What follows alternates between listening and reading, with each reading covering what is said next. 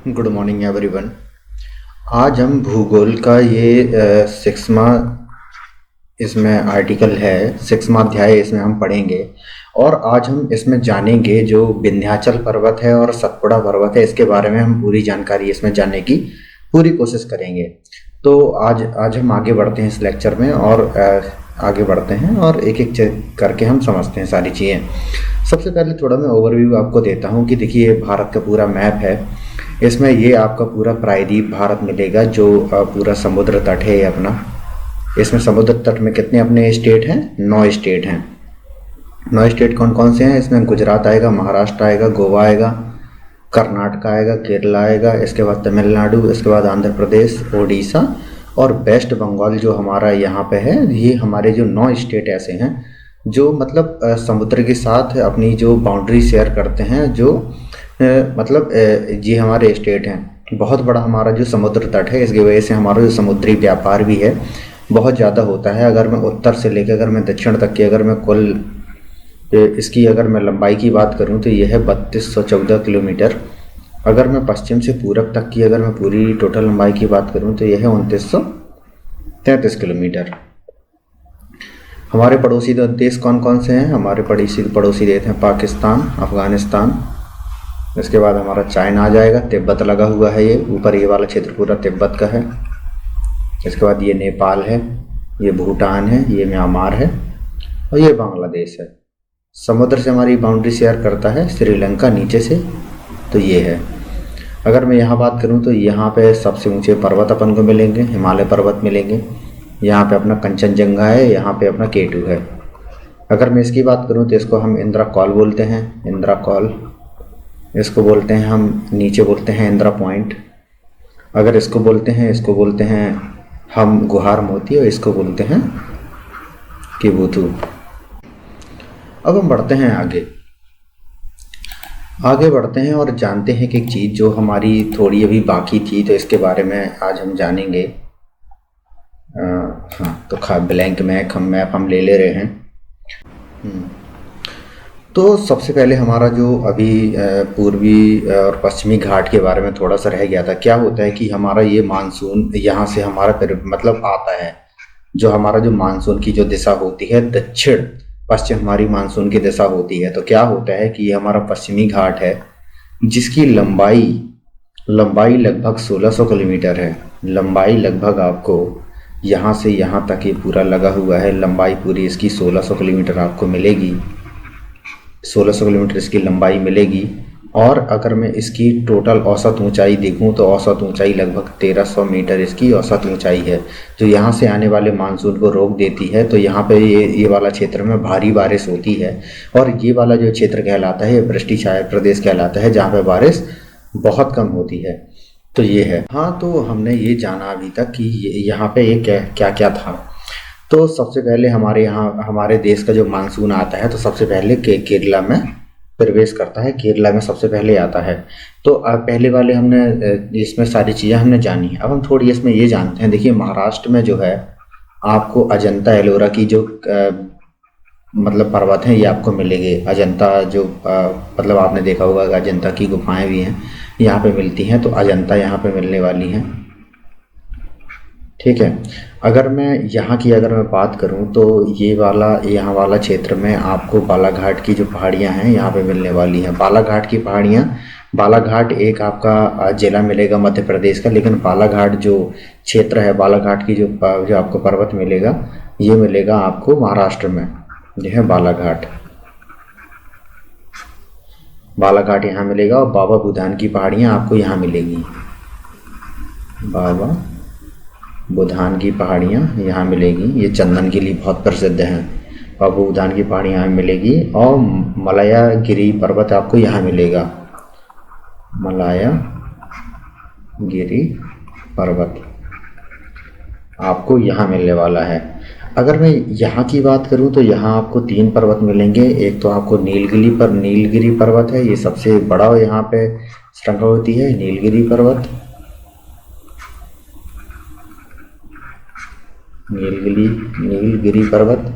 इसके बाद आपको बीच में मिलेगी, बीच में जो पर्वत मिलता है इसको हम बोलते हैं पालनी हिल्स।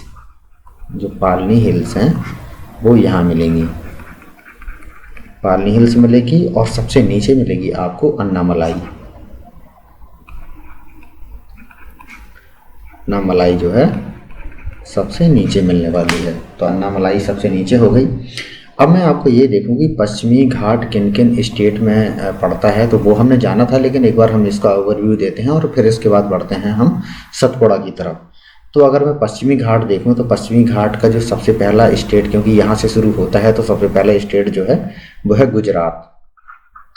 जो गुजरात है, गुजरात आएगा। उसके बाद आपका महाराष्ट्र, उसके बाद आपका आएगा गोवा, गोवा के बाद आपका आएगा कर्नाटका, कर्नाटक के बाद आएगा आपका केरला, इसके बाद आएगा आपका तमिलनाडु। तो ये जो स्टेट हैं, और क्या है कि यह क्या है कि अगर मैं ये बात करूँ तो यह भारत की सबसे लंबी पर्वत श्रृंखला है। क्योंकि क्या होता है कि जो हिमालय तो है बहुत सारे देशों में पड़ता है, तो इसकी जो लंबाई है वो कम हो जाती है भारत के अंदर, लेकिन इसकी जो लंबाई है भारत के अंदर ये सबसे लंबी पर्वत श्रृंखला है। इसके बारे में हमने पिछले अध्याय में भी जाना है और बहुत सारी चीज़ें इसके बारे में हमने जानी है। इसको यूनेस्को की वर्ल्ड हेरिटेज में भी इसको शामिल किया गया है। अगर मैं इसमें तमिलनाडु की अगर मैं बात करूं, तमिलनाडु में इसमें फैक्चुअल पॉइंट भी हैं बहुत सारे। तमिलनाडु की बात करूं तो देखो पश्चिमी घाट पर्वत श्रृंखला और पूर्वी घाट पर्वत श्रृंखला जो है, जो यहाँ की जो पर्वत श्रृंखला है, ये आपको कहाँ मिलती हैं? ये मिलती हैं आपको यहाँ पे तमिलनाडु में आके मिलती हैं। और यहाँ पे जो क्या है कि नीलगिरी जो पहाड़ी पाई जाती है, नीलगिरी जो है यहाँ पे सबसे बड़ी पहाड़ी है। नीलगिरी को पहला जैव मंडल आरक्षित क्षेत्र भी 1986 में इसको शामिल किया गया था। जो नीलगिरी है इसको 1986 में शामिल किया गया था। और क्या है, डोडा बेटा नीलगिरी की सबसे ऊंची चोटी है। नीलगिरी की अगर मैं सबसे ऊंची चोटी बताऊं तो ये डोडा बेटा है, और जिसकी ऊंचाई कितनी है? 2637 मीटर इसकी ऊंचाई है। और क्या है कि नीलगिरी पर्वत में ऊँटी को देखिए, नीलगिरी पर्वत में आपको ऊँटी मिलेगा। इसको हम उटक मंडलम बोलते हैं, उटक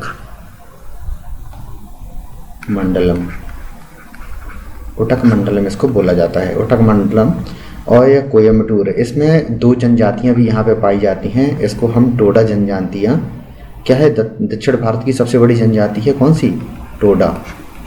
क्या है, देखिए अगर यह गोंड के बाद भारत की जो सबसे बड़ी जनजाति कौन सी है? गोंड। और उसके बाद कौन सी आएगी आपकी? टोडा। टोडा जो जनजाति है भारत की दूसरी सबसे बड़ी जनजाति है। और क्या है कि यह भारत में चाय उत्पादन के लिए बहुत प्रसिद्ध है। चाय उत्पादन यहाँ पे बहुत अच्छी मात्रा में किया जाता है। जो ये वाला क्षेत्र है हमारा दार्जिलिंग वाला, वेस्ट बंगाल वाला क्षेत्र है, यहाँ पे भी चाय का अच्छा खासा उत्पादन किया जाता है। लेकिन ये वाला जो हमारा क्षेत्र है इसमें भी अच्छा खासा चाय का उत्पादन किया जाता है। कर्नाटका और केरला वाला ये जो क्षेत्र है पूरा, इसमें भी चाय का उत्पादन होता है। अगर मैं अन्नामलाई पर्वत की बात करूँ तो अन्नामलाई तमिलनाडु का सबसे बड़ा पर्वत है। और इसकी जो सबसे ऊंची चोटी है वो है अनैमुदी चोटी है, जिसकी ऊंचाई है 2600। अनैमुदी की ऊंचाई कितनी है? अनैमुदी की जो टोटल ऊंचाई है वो 2695 मीटर, 2695 मीटर आपको मिलेगी। अब हम और देखते हैं, इसमें कुछ और फैक्चुअल पॉइंट इसमें बाकी थे तो उसके बारे में भी हम जानते हैं। तो देखिए एक ब्लैंक मैप हम ले रहे हैं, तो ब्लैंक मैप में हम जो अपना साउथ इंडिया है इसके बारे में हम बनाए ले रहे हैं। साउथ इंडिया को, ये वाला जो पूरा क्षेत्र है अपना, तो इसके बारे में हमने बना लिया। पूर्वी घाट में कुछ आपको मतलब पहाड़ियाँ मिलेंगी, जिसमें कौन कौन सी मिलेंगी? जवादी। देखिए यहाँ पे आपको जवादी हिल्स, जवादी की पहाड़ियाँ। इसके बाद आपको सेवरॉय की पहाड़ियाँ, सेवरॉय की पहाड़ियाँ मिलेंगी। सेवरॉय की पहाड़ियों के बाद पंचमलाई की पहाड़ियाँ,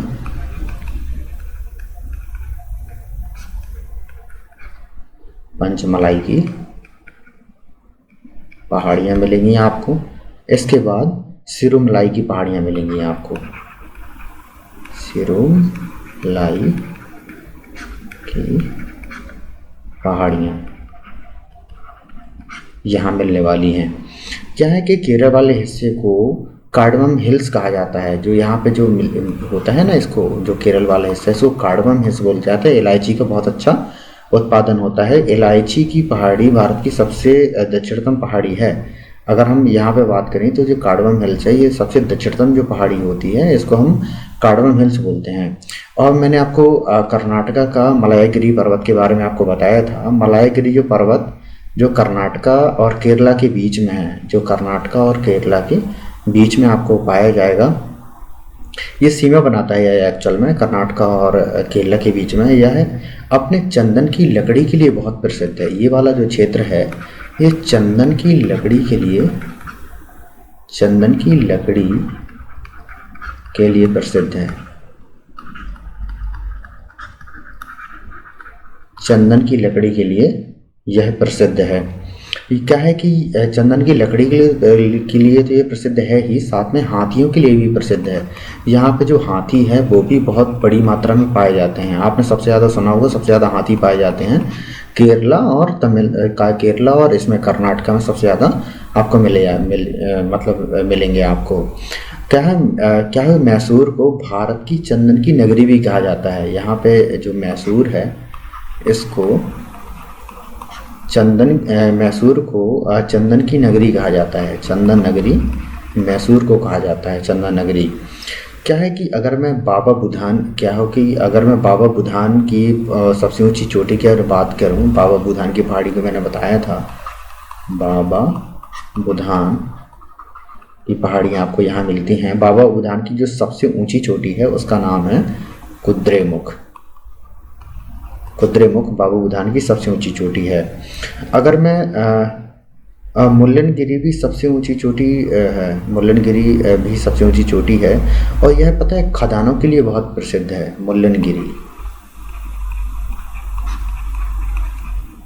मुल्लनगिरी जो है ये खदानों के लिए प्रसिद्ध है। इसमें कौन कौन से खदानें पाई जाएंगी? आपने कोलार की खान सुनी होगी, कोलार की खान, और आपने सुनी होगी हट्टी की खान। ये दोनों सोने की खानें हैं। ये सोने की खान है और उसके बाद है हट्टी की खान। हट्टी की खान ये भी सोने की खान है।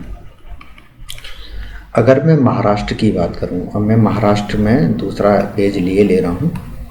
हाँ, तो देखिए मैं सबसे पहले यहाँ पे हम ये वाला जो ये हमने बना लिया। तो ये है, यहाँ से यहाँ तक गुजरात पड़ेगा, इसके बाद ये पूरा महाराष्ट्र पड़ेगा, यहाँ तक, यहाँ गोवा पड़ेगा, इसके बाद कर्नाटका पड़ेगा। तो अगर मैं महाराष्ट्र की बात करूँ तो अजंता के बारे में मैंने बोला था। जो अजंता अपनी गुफाओं के लिए प्रसिद्ध है, जो अजंता है वो यहाँ पाई जाएंगी।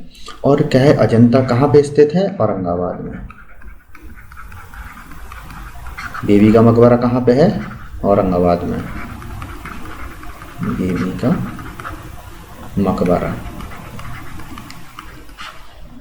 का मकबरा आपको यहीं मिलेगा।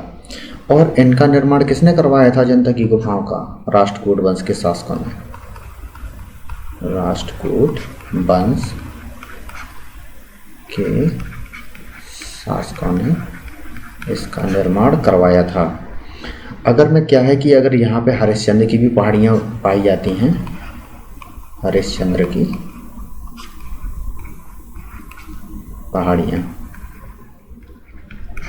भी पहाड़ियाँ यहाँ पे पाई जाएंगी। अगर हरिश्चंद्र की पहाड़ियों की सबसे ऊंची अगर चोटी की मैं बात करूँ तो कलसूबाई जो है यहाँ की सबसे ऊंची चोटी मिलेगी आपको। अगर मैं क्या होता है कि यहाँ पे महाबलेश्वर भी पाया जाता है। महाबलेश्वर यहाँ के दक्षिणतम बिंदु है। यहाँ से आपको महाबलेश्वर वह क्षेत्र है जहाँ से कृष्णा नदी का उद्गम होता है। क्या है, ये एक बहुत ज़्यादा रेनफॉल जोन है। इसको रेनफॉल जोन बोला जाता है। रेनफॉल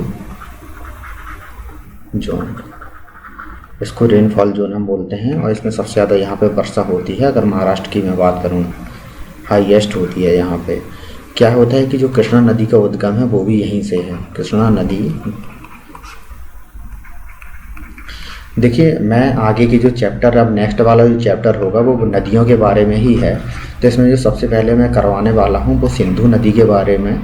सिंधु, ब्रह्मपुत्र, और इसके बाद गंगा, और इसके बाद साउथ की जितनी नदियां हैं उनके बारे में भी मैं आपको पढ़ाने वाला हूँ। लेकिन मैं इस पूरी श्रृंखला को चला रहा हूँ, लेकिन मेरी आपसे रिक्वेस्ट है कि प्लीज़ इसको लाइक कीजिए, सब्सक्राइब कीजिए, खासतौर पे सब्सक्राइब कर लीजिए और बेल आइकन का बटन दबाइए, जिससे मेरे आगे आने वाली जो वीडियो हैं सारे वो आपको मिलते रहें। क्योंकि क्या है कि अगर सब्सक्राइब आप नहीं करते हैं तो फिर क्या होता है कि मेरा भी मनोबल डाउन होता है। तो आपसे रिक्वेस्ट है कि प्लीज़ इसको सब्सक्राइब कीजिए, इस वाले चैनल को। और मैं आपको ये बताना चाह रहा हूँ कि मैं इसमें सारी चीज़ें एक्स वाई जेड जो पेपर की दृष्टि से महत्वपूर्ण है वही मैं आपको बताने वाला हूँ। यहाँ से डायरेक्ट सवाल पूछे जाते हैं, इस वजह से मैं आपको बता रहा हूँ। क्या है कि यहाँ पे मतलब बहुत सारी नदियों का यहाँ पे उद्गम होता है। अगर मैं क्या है कि यहाँ पे जो महाबलेश्वर की बात करूँ तो ये क्या है कि अगर शिवाजी के 12 ज्योतिर्लिंग हैं, जो शिवाजी के 12 ज्योतिर्लिंगों में से एक जो है वो महाबलेश्वर है, तो इसके लिए भी ये महत्वपूर्ण है। और क्या है कि यहाँ पे आपने देखा होगी, अगर सह्याद्री की मैं बात करूँ तो ये वाला जो क्षेत्र है इसको सह्याद्री हम बोलते थे। तो यहाँ पे आपको क्या क्या मिलेगा, देखिए यहाँ पे आपको लोनावला हिल्स आपको मिलेंगी। लोनावला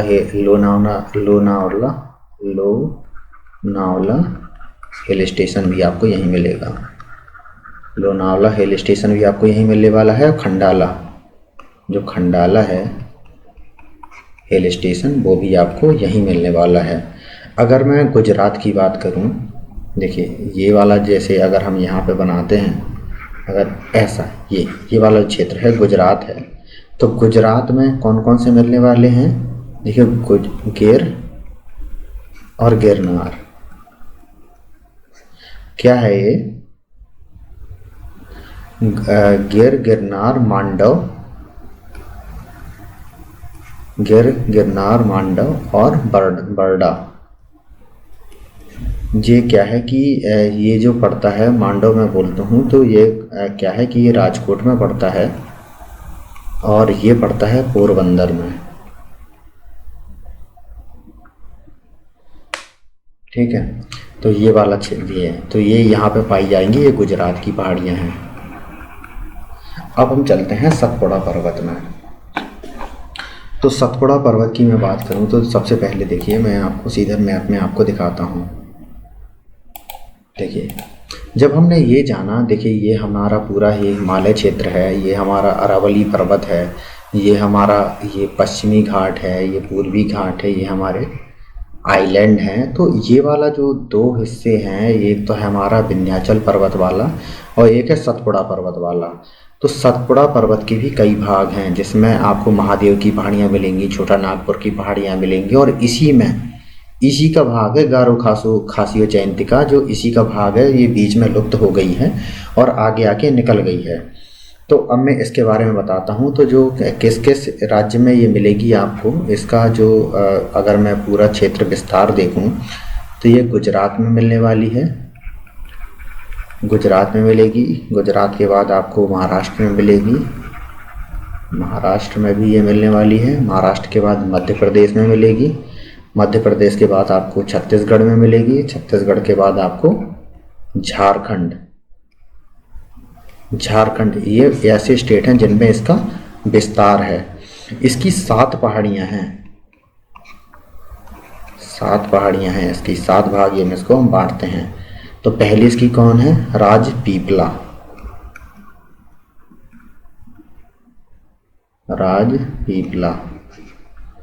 दूसरी कौन सी है, महादेव की पहाड़ी। महादेव की पहाड़ी हो गया। इसके बाद हम बोलते हैं मैकाल, जो मैकाल पर्वत के बारे में आपने सुना होगा। उसके बाद राजमहल भी इसी का भाग है। और आपने जो मेघालय की जो तीनों ये हिल्स हैं, गारो खासी और जयंतिका, गारो खासी और जयंतिका, ये सब इसी के भाग हैं। तो कितनी हो गई, 1 2 3 4 5 6 7, ये 7 आपकी ये पहाड़ियाँ हो गई। अब हम एक एक करके इनको देखते हैं। देखिए ये है, हाँ। तो सबसे पहले हम देखते हैं राजपीपला। जो राजपीपला है, राजपीपला किस किस स्टेट में मिलने वाली है? ये मिलेगी गुजरात में और महाराष्ट्र में। गुजरात और महाराष्ट्र में मिलने वाली है राजपीपला। अगर मैं महादेव की बात करूं, जो महादेव की पहाड़ी मिलने वाली हैं, ये सिर्फ मध्य प्रदेश में है। ये वाली देखना, ये सिर्फ मध्य प्रदेश में ये फैली हुई हैं।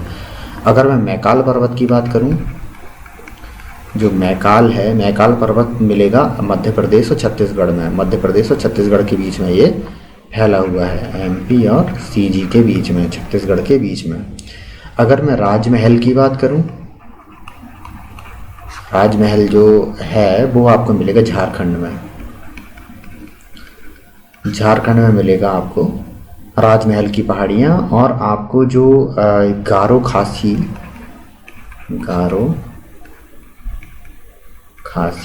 एवं जयंतिका, गारो खासी एवं जयंतिका की जो पहाड़ियाँ मिलने वाली हैं वो मिलने वाली है मेघालय में। तो ये है, क्या है कि इसको हम बोलते हैं ये जो क्या है, देखिए ये है। तो पहाड़ियों के बारे में मैंने आपको बता दिया कि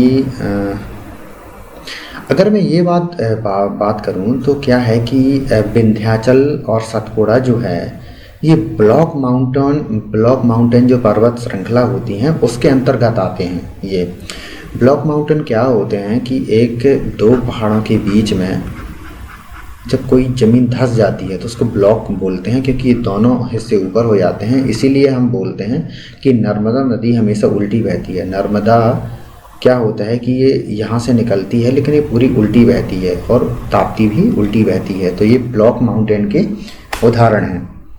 क्या होते हैं कि धरातल में बनने वाली जो भ्रंश होती हैं, नदी घाटियाँ होती हैं, उसमें जो क्या हो बहती है ये।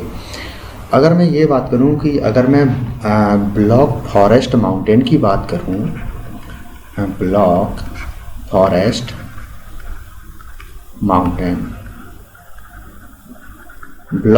माउंटेन की बात करूं, ये कहाँ पाए जाएंगे? ये पाए जाएंगे जर्मनी में।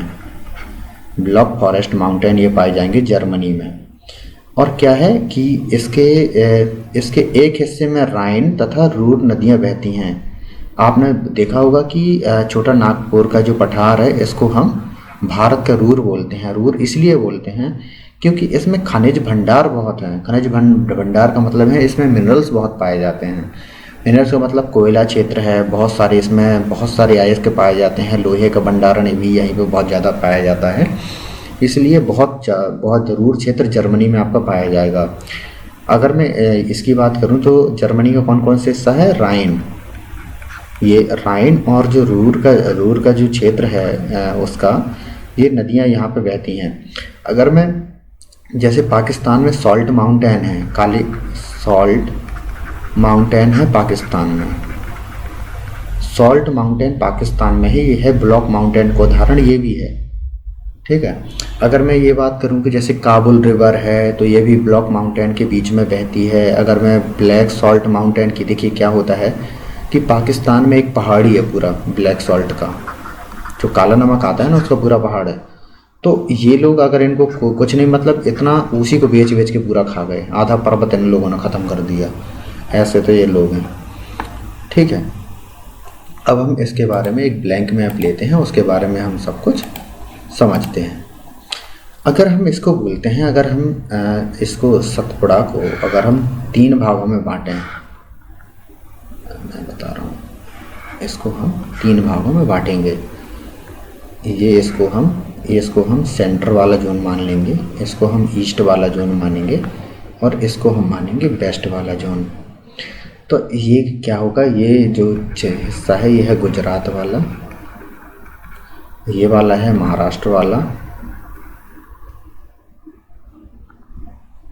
ये है अपना मध्य प्रदेश वाला। क्या है, और ये यहाँ पे कौन सा, मालवा क्षेत्र है ये। और ये है, ये भी मध्य प्रदेश का आएगा, लेकिन ये बघेलखंड का क्षेत्र है, बघेलखंड क्षेत्र है। ये है अपना छत्तीसगढ़ वाला क्षेत्र है, ये अपना झारखंड वाला क्षेत्र है। देखिए अब इसमें भी विभाजन है। अगर मैं इसकी बात करूं तो यहाँ पे जो पाए जाएंगे, ये पाए जाएंगे आपको ग्रेनाइट और बेसाल्ट चट्टानें इसमें पाई जाती हैं। ग्रेनाइट एवं बेसाल्ट, ग्रेनाइट एवं बेसाल्ट चट्टानें इसमें पाई जाएंगी। और ये किस क्रम की चट्टानें होती हैं, आग्नेय क्रम की चट्टानें होती हैं। अगर मैं इसकी बात करूं तो ये हैं गोंडवाना क्रम की चट्टानें होती हैं।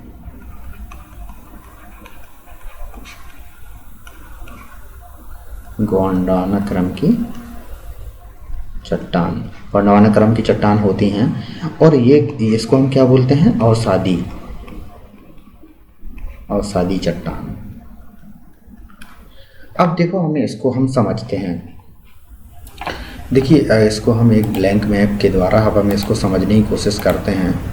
जो क्या होता है कि जैसे एक ज्वालामुखी है, एक हमने ज्वालामुखी बनाया, ज्वालामुखी कुछ ऐसा बनाया हमने ज्वालामुखी, ठीक है। अब इसका पेन का कलर अब हम चेंज किए ले रहे हैं। हाँ, तो क्या हुआ कि यहाँ से नीचे से लावा ऊपर के लिए जा रहा है, तब तो ऊपर विस्फोट होगा ना, ठीक है। और ये जा रहा है ऊपर। क्या होता है कि जब तक ये जो गर्म एकदम पिघला हुआ पदार्थ है, जब तक ये बाहर नहीं निकला, इसको हम बोलते हैं मैग्मा। जब तक ये बाहर नहीं निकला इसको बोलते हैं मैग्मा। और जब ये निकल जाएगा बाहर, जब ये निकल जाएगा बाहर निकलेगा तो ये फैलेगा, बाहर निकलेगा तो जब ये फैलेगा तो इसको बोलते हैं हम लावा।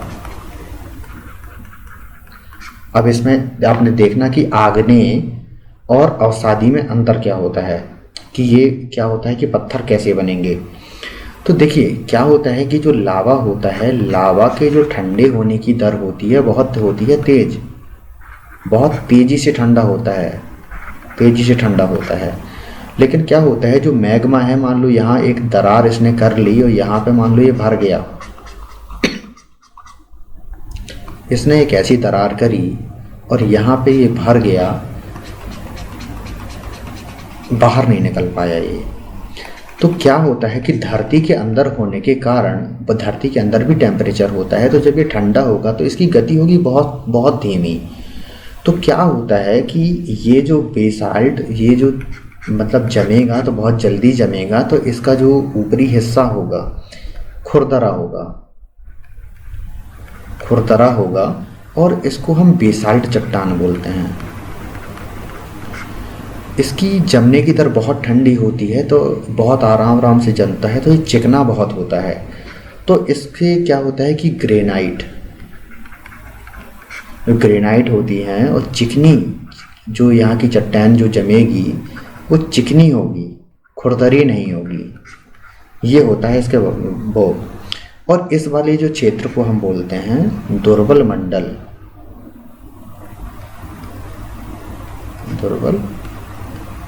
मंडल इसको बोला जाता है। क्या है, जो मध्य प्रदेश है, जो अगर हम यहाँ पे अगर भारत बनाएं, ये भारत है, तो यहाँ पे है मध्य प्रदेश और यहाँ पे है गुजरात और यहाँ पे है महाराष्ट्र।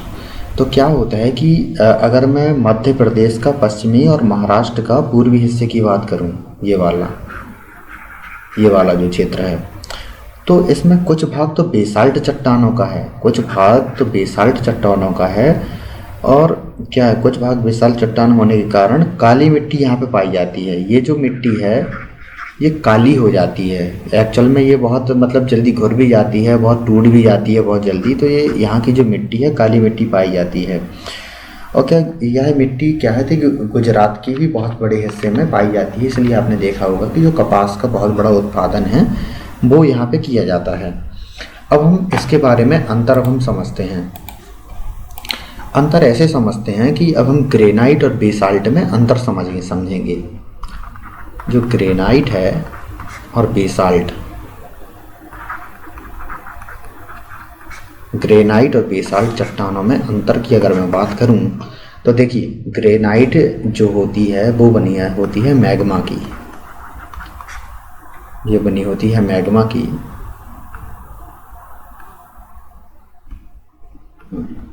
और ये बनी होती है लावा की। ये मैग्मा की बनी होती है और ये बनी होती है लावा की बनी होती है। अगर मैं इसकी बात करूं तो क्या होता है, ग्रेनाइट में इसमें जो मैग्मा जो ठंडे होने की दर जो है बहुत धीरे होती है। जो ठंडे होने की दर है कम होती है, और इसकी जो क्या है ठंडे होने की जो दर है तेज होती है। ठीक है, यह बहुत मजबूत होता है। यह बहुत मजबूत होता है। अगर क्या होता है कि यह कम मजबूत होता है, कम कठोर होता है, यह कम कठोर होती है। ये जो इसकी परत बनी होती है, क्या होता है कि इसका जो खनन है बहुत मुश्किल होता है, क्योंकि बहुत नीचे क्षेत्र में पाया जाता है।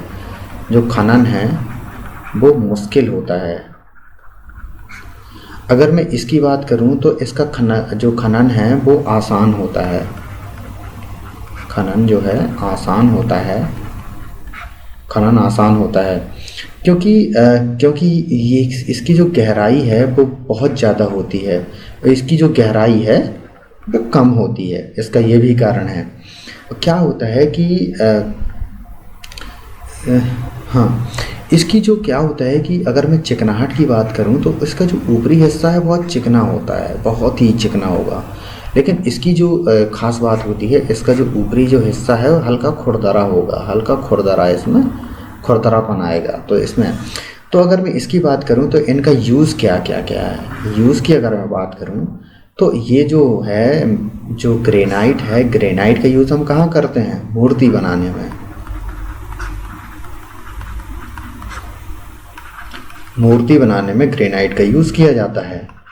किचन के जो पत्थर होते हैं, जो किचन के जो में लगाई जाती है, सनस्लेट में जो सारी पत्थर लगाए जाते हैं और जो टाइल्स लगाई जाती हैं, ये सब बनी होती हैं ग्रेनाइट की। जो टाइल्स होती हैं ये सभी ग्रेनाइट की बनी होती हैं।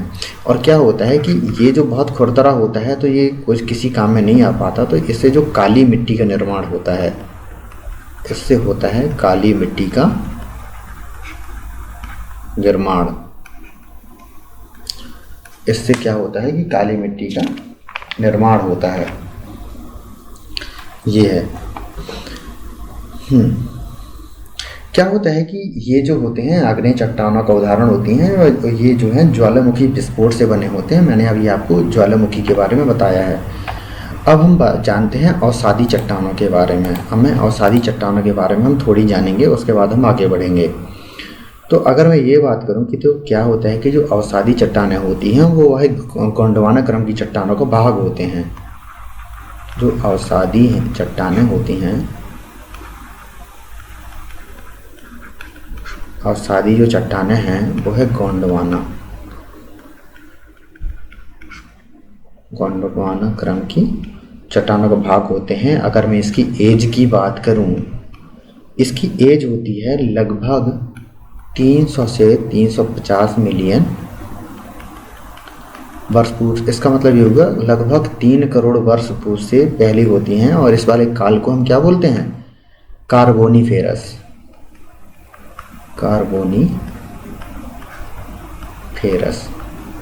इस काल को कार्बोनीफेरस काल कहा जाता है। इसके प्रमुख लक्षण क्या हैं?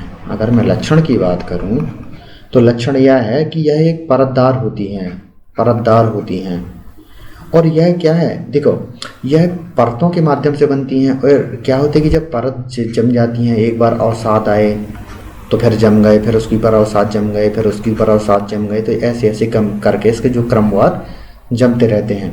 और इन दोनों के बीच में अगर जैसे पेड़ पौधे उगे बीच में, फिर ऊपर से परत जम गई, तो इसमें क्या होता है कि जीवाश्म पाए जाते हैं, जीवाश्म पाए जाते हैं इन दोनों के बीच में।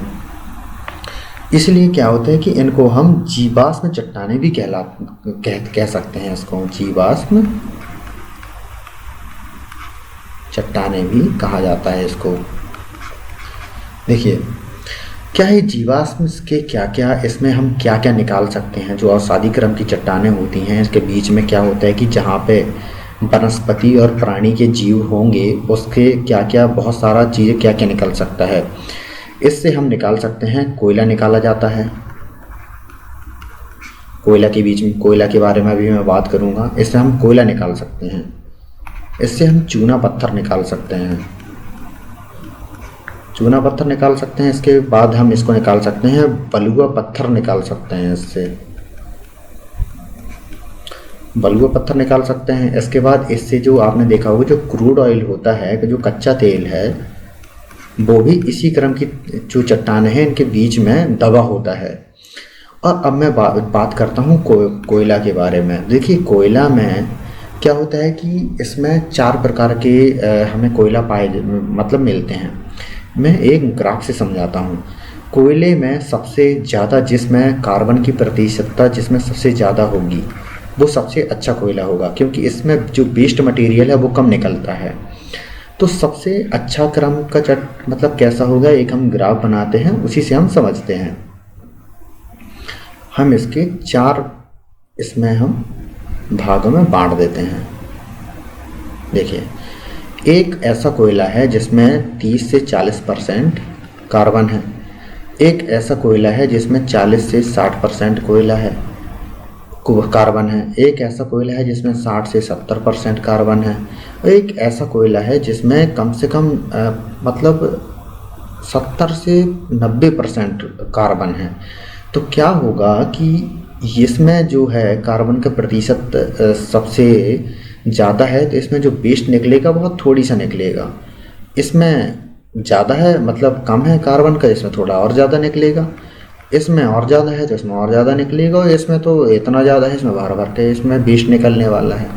तो सबसे अच्छे प्रकार का कोयला कौन सा होगा, सबसे अच्छे प्रकार का कोयला होगा ये, क्योंकि इसमें जो वेस्ट है बहुत कम निकल रहा है, जल बहुत जा रहा है, ईंधन बहुत अच्छा इसमें हो रहा है। तो इससे हम बोलते हैं सबसे अच्छे प्रकार का जो कोयला है जिसमें 70 से 90% इसमें कार्बन है, इसको हम बोलते हैं एंथ्रासाइट। एंथ्रासाइट कोयला इसको बोला जाता है। इस वाले को हम बोलते हैं बिटुमिनस,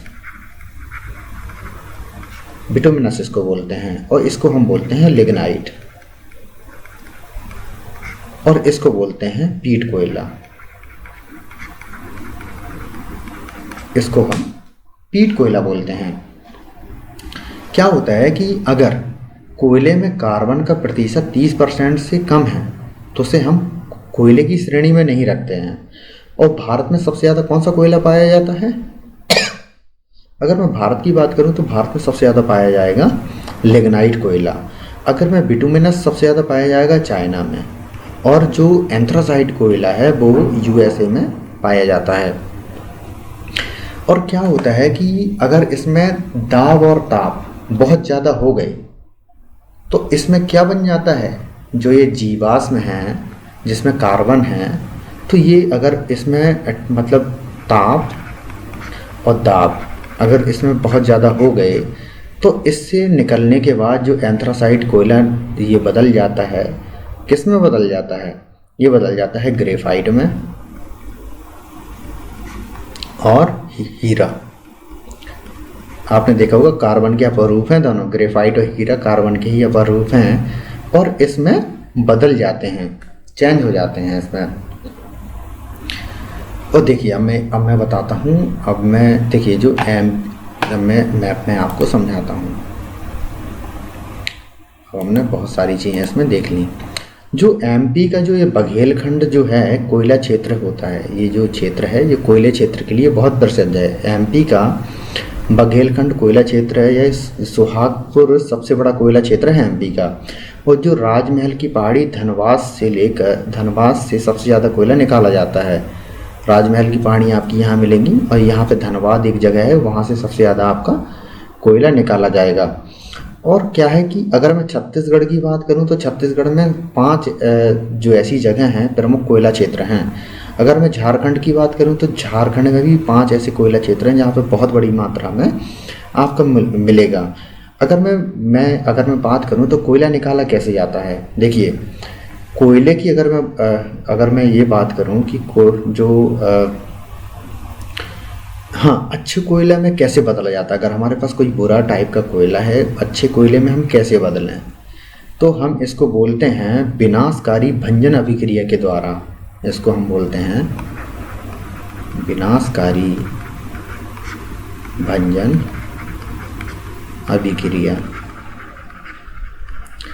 विनाशकारी भंजन अभिक्रिया के द्वारा हम जो अच्छा कोयला नहीं है उसको भी अच्छे कोयले में बदल सकते हैं। इसकी कंडीशन क्या होती हैं, तो क्या होता है कि हमने एक लिया डिब्बा, लेकिन ये तो बहुत बड़े पैमाने में होता है, लेकिन हम छोटे इसमें आकृति में हम समझते हैं। इसमें लगभग कितना 1 टन रख सकते हैं, मतलब 1000 kg हमने कोयला लिया। और इसमें जो क्या होता है कि हमने कोयला ले लिया, बहुत भर दिया इसको, ये पूरा भर दिया हमने कोयले से।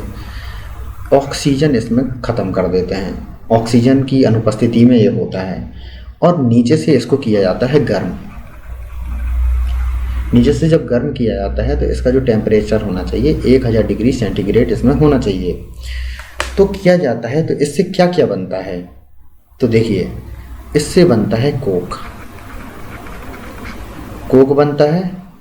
इसमें जो 700 kg जो बनेगा वो बनेगा लगभग, इसमें जो कोक होता है उसमें 98% जो होता है कार्बन होता है।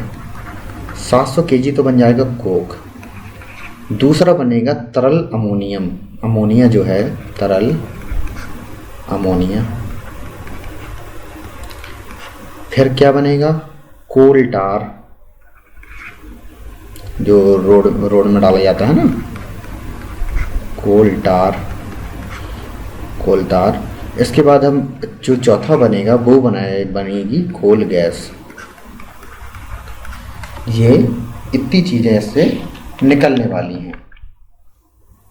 देखिए, अगर मैं क्या है कि अगर मैं कोक का उपयोग की बात करूं, जो कोक का उपयोग है, हाँ, जो कोक का उपयोग है, इसका उपयोग किया जाता है जो थर्मल पावर प्लांट होते हैं ना, थर्मल पावर प्लांट में किया जाता है, क्योंकि ताप विद्युत जो ग्रह होते हैं उसके लिए बहुत उपयोगी होता है। अगर मैं अमोनिया की बात करूं तो अमोनिया का उपयोग जहाज़ों के ईंधन के रूप में किया जाता है। जो जहाज़ है ना, जहाज़ में जो ईंधन भरते हैं वो अमोनिया ही भरते हैं। और कोल टार का उपयोग जो होता है, जैसे हम जो कॉस्मेटिक होते हैं, कॉस्मेटिक में जो यूज़ किया जाता है, जैसे हम कोई भी क्रीम होती है उसमें कोयले का, इसका कोल टार का यूज़ होता है।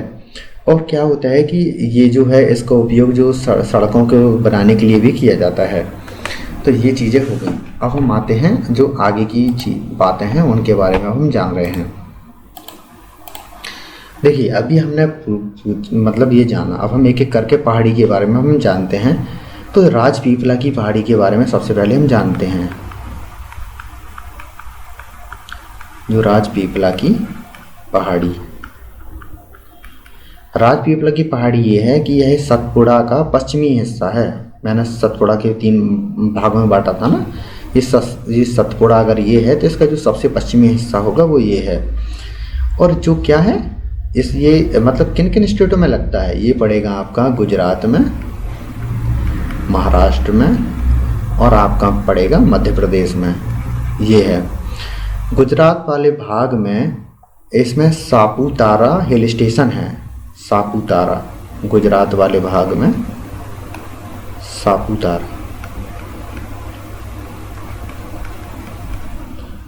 सापुतारा जो हिल स्टेशन है गुजरात वाले भाग में पाया जाएगा। क्या है कि गुजरात के पूर्वी हिस्से में यह मणि वाले सर्पों के लिए प्रसिद्ध है। जो मणि वाले सर्प हैं, जिनकी बहुत भ्रांतियां भी हैं इसके बारे में, तो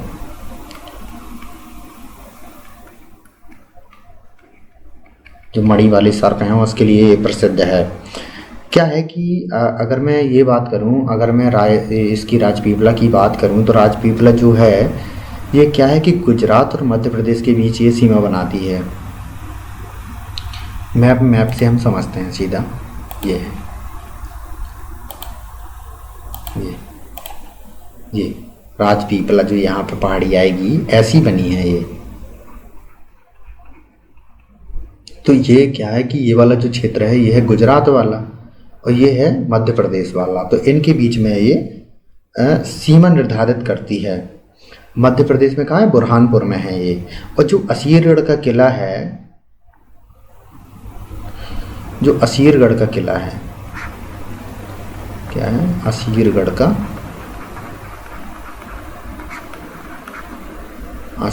का किला, वो भी आपको यहीं मिलेगा। क्या है कि असीरगढ़ का किला किसने बनवाया था, ये आपके लिए क्वेश्चन है, आप इसका आंसर देना। और इसे क्या है कि इसे दक्षिण भारत का प्रवेश द्वार बोला जाता है। इसे दक्षिण भारत का प्रवेश द्वार इसको बोला जाता है। दक्षिण भारत का प्रवेश द्वार, इसको दक्षिण भारत का प्रवेश द्वार बोल सकते हैं। इसके बाद हमारी जो नेक्स्ट पहाड़ी आती है, नेक्स्ट जो पहाड़ी है वो है महादेव की पहाड़ी।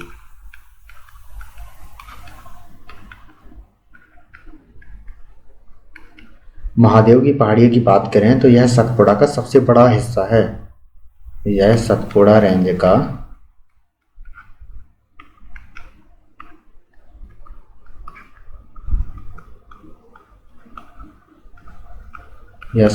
सबसे बड़ा हिस्सा है, जो क्या है, जो एमपी के होशंगाबाद जिले में पड़ता है। एमपी के जो मध्य प्रदेश है ना, उसके होशंगाबाद जिले में पड़ेगा। होशंगाबाद जिला मतलब भोपाल के पास ही है। होशंगाबाद तो बहुत ही पास में है भोपाल के। और क्या है कि देखिए, अगर मैं इसकी बात करूं तो देखिए, जो धूपगढ़ है, सतपुड़ा की जो सबसे ऊंची चोटी कौन सी है? धूपगढ़। जो धूपगढ़ है सतपुड़ा की सबसे ऊंची चोटी है। सतपुड़ा की सबसे ऊंची चोटी।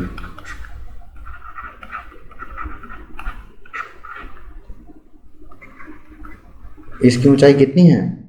ऊंचाई है 1350 मीटर इसकी ऊंची है। यह सतपुड़ा की सबसे ऊंची चोटी है। और पता है, ये मध्य प्रदेश की भी सबसे ऊंची चोटी है। और अगर मैं ये बात करूं, देखिए इसमें बहुत सारी चीज़ें पाई जाएंगी। जो पचमढ़ी है ना, पचमढ़ी यहीं पाई जाती है। जो पचमढ़ी है घूमने के लिए बहुत प्रसिद्ध है मध्य प्रदेश में, तो ये वो यहीं पाई जाएगी। पचमढ़ी जो घूमने पर्यटन स्थल है वो यहीं पाया जाएगा। पर्यटन स्थल है ये।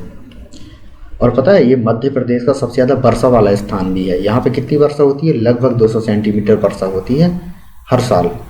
और क्या है, यहाँ पे बहुत सारे झरने भी पाए जाते हैं।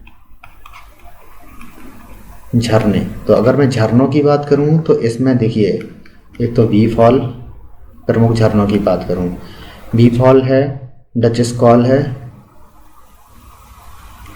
डच स्कॉल। इसके बाद मैं बात करूं तो इसमें एक आएगा रजत। रजत के बाद आएगा आपका अप्सरा वाटरफॉल भी यहीं है। जो अप्सरा वाटरफॉल है आपको यहीं मिलेगा। और डचेम फॉल भी आपको यहीं मिलेगा। डचेम फॉल भी आपको यहीं मिलने वाला है। इसके प्रमुख झरने हैं। और अगर मैं इसकी और मैं बात करूं तो इसमें जटाशंकर, जो प्रमुख तीर्थ स्थल भी है, यहाँ पे घूमने की जगह हैं। जटाशंकर, चौरागढ़ और आपका हाँ मुक्त महादेव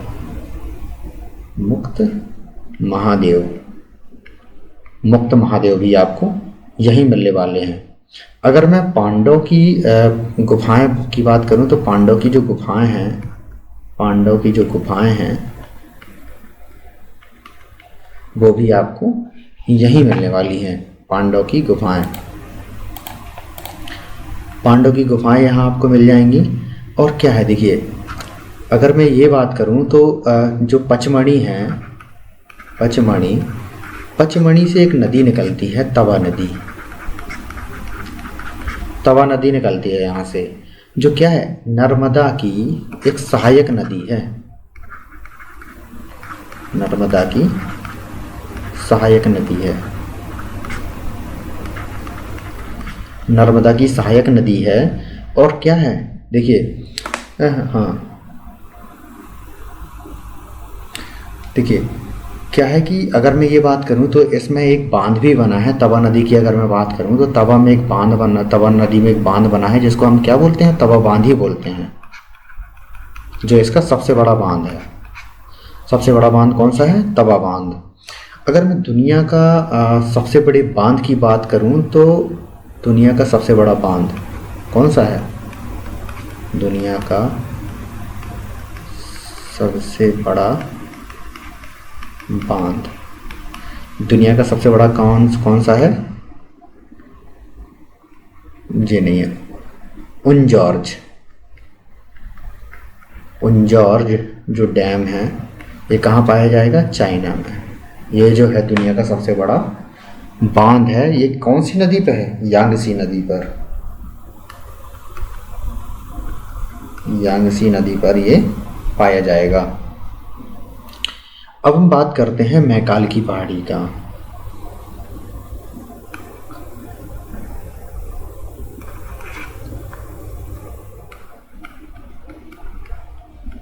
मैकाल की पहाड़ी, अगर मैं मैकाल की पहाड़ी की बात करूं तो यह क्या है कि मध्य प्रदेश के अनूपपुर में पाई जाएगी। मध्य प्रदेश के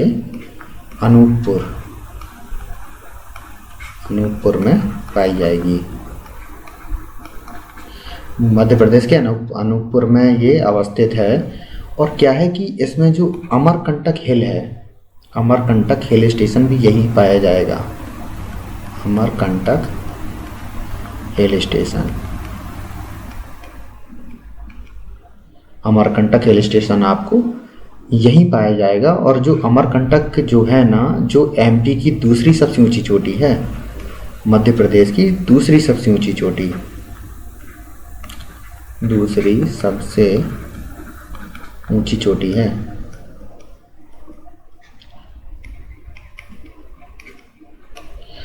देखिए क्या है कि ये जो अमरकंटक है ना, अमरकंटक बहुत महत्वपूर्ण है। अमरकंटक जो है अरीय अपवाह तंत्र का उदाहरण है। अरीय अपवाह तंत्र का मतलब ये हुआ, देखिए ये है अमरकंटक, ठीक है। यहाँ से कौन सी नदी निकली, नर्मदा। यहाँ से कौन सी नदी निकली, सोन। सोन किसकी सहायक नदी है, गंगा की। सोन नदी निकली। यहाँ से कौन सी नदी निकली, जोहिला। जो जोहिला है अरीय अपवाह तंत्र का उदाहरण है, ये आप लिख लेना, अरीय अपवाह तंत्र। अरीय अपवाह तंत्र का मतलब ये हुआ, एक जगह से अलग अलग दिशाओं में जब बहुत सारी नदियाँ निकलती हैं तो उसे अब अरीय अपवाह तंत्र का उदाहरण बोला जाता है। और अगर मैं महानदी की बात करूँ, महानदी के उद्गम भी यहीं से होता है। महानदी जो ओडिशा की जो सबसे बड़ी नदी है, वो उसका जो उद्गम है वो यहीं से होता है। अगर मैं बात करूँ इसमें जो अंत में है राजमहल, राजमहल हिल। राजमहल हिल है, ये क्या है कि ये क्या है कि ये झारखंड का जो धनबाद क्षेत्र है ना, वहाँ पे पाई जाएंगी। ये झारखंड के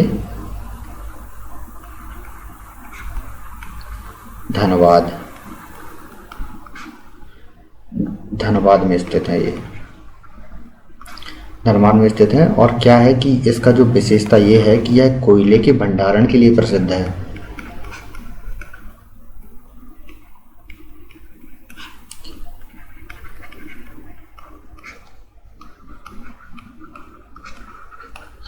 अब इसमें एक चीज़ रह गई, गारो खासी या जैन का। देखिए अब मैं सीधा उसका एक ही अब मैं बताए दे रहा हूँ। अगर मैं गारो खासी और जयंतिका की बात करूं तो ये आपको गारो खासी और जयंतिका ये इसी के भाग हैं।